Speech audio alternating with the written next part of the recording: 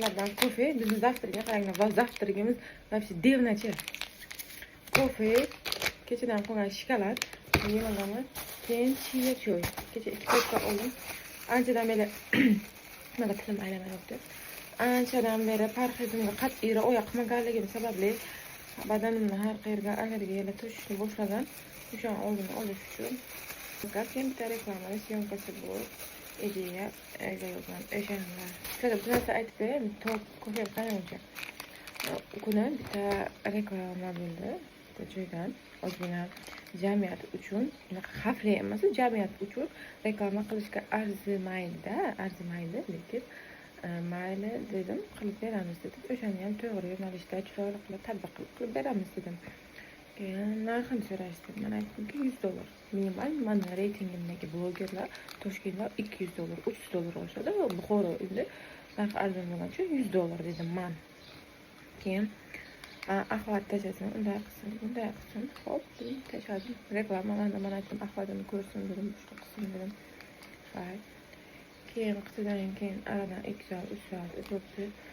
Nima ekan, yo'q bo'lmaydi. $100 ga bizni chaqirishga yo'q ekan. Ana $600 ga kelaydigan bitta bloger bor ekan. O'sha kishini chaqirar ekanlar. Men aytdim, ana $100 ga bizga yo'q, $600 ga ularga bu gapga bir hafta bo'libdi. Ular profilida nimalar videolar qo'yganini, kimlarga reklama berganini ko'rib chiqdim. Yo'q, chaqirishmadi. Na uni $600 ga hayotda mavjud bo'lishi mumkindir, lekin atak ulardan bu qiliq chiqmaydi.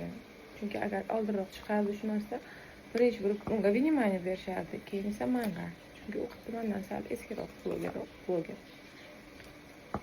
Lekin nima mavjud yo'q deganini bilmadim. Jamiyat uchun ozgina reklama qilib berishlar noloyiqroq narsa edi-da.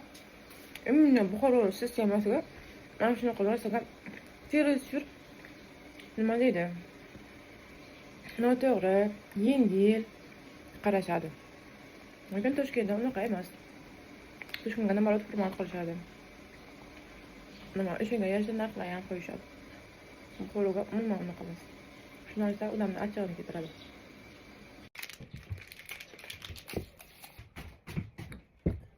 O'zing sog' salomatlikni ber, tinchlikni ber. Men ichimdan doim o'tkazib turadigan niyatlarim ana shu. Men sog' salomat bo'lsam, hamma niyatimga erishaman. To'g'rimi? Birinchi o'rinda sog'lik. Ana shu shokoladni bor-ku, umuman yegim kelmaydi, bilasizlarmi? Umuman majburiyatdan. U ham nima uchun? Tez davleniyam tushibdi, o'sha uchun. Kecha 3 tafanigan ichma, masalan 3 tafanigan ichma. Og'rig'i qolmaydi-da.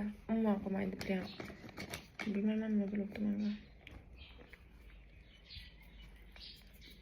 Mehr. Nima? Yuzimni ertalab qo'limni yuvdim. Yuzimga hech narsa surganim ham yo'q. Qarang. Unaqa tabiiy toza mahsulot. Böyle bitiraman. Bitta narsani sizlarga oldindan aytib qo'yay. Men Buxorodaman. Buxoroda yashaydiganlar bilishadi. Bu yerda oftob issiq, o'zi esa atrofida dengiz bo'lmagani sababli cho'l zonaga hisoblanadi. O'sha uchun bu yoqqa zagar olish, terini tez qorayishi, shunga o'xshagan holatlar hammada bo'ladi. Hammada. O'sha uchun oftobda qarayapsiz, kimdan bilasiz, deyish kerak yo'q bu yerda. Xuddiki bir o'zlaringiz oppoq amerikanskiy modellarda o'tirganday chaqib qarab bo'libsiz emas. Chem oppoq afti bir qiyshiq pesmondaga o'xshagandan ko'ra bug'doy rangchalik bo'lsa ham istaram issiq bo'lib turgan men uchun ma'qul. Gapim ba'zi birlarga tegib ketgan bo'lsa, battar bilinglar. Mayli, hay. Men ketdim, ishimni qilay.